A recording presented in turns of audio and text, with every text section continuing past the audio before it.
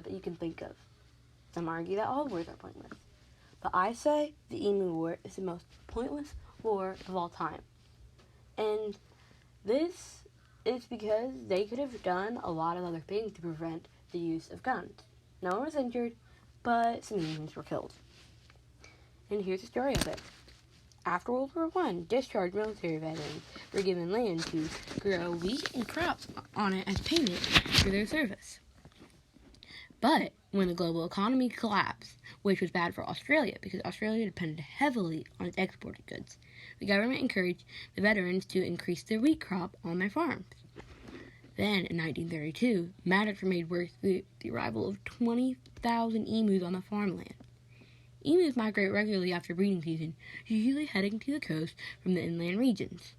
But with the cleared land and the abundant water supplies intended for the livestock and other animals that the farmers owned, the emus found that the farm lands were habitable for them. They would devastate farms by stomping the crops, eating the heads of wheat, and destroying fences meant to keep out the smaller critters. And the upset farmers went to the government, but instead of going to the head of agriculture, they went to the Minister of Defense, Sir George Pierce. They basically just declared war on the emus, which I feel like I should mention is the national bird of Australia.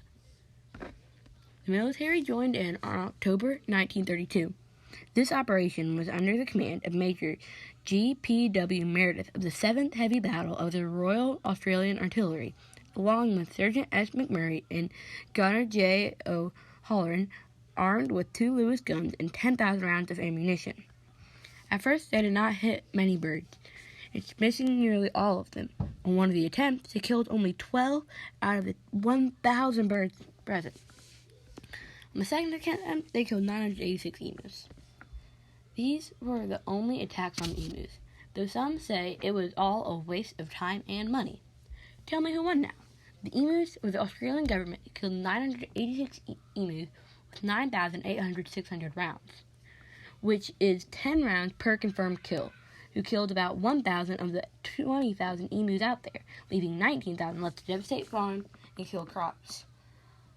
And why I do find the Emu War interesting, I feel like it would have been more effective just to herd them to the normal spot, because they would have saved bullets and military effort. And that is the Emu War in a nutshell. And you can think who you want, but I'd say the emus, because they continued to live and thrive and breed to make more emus.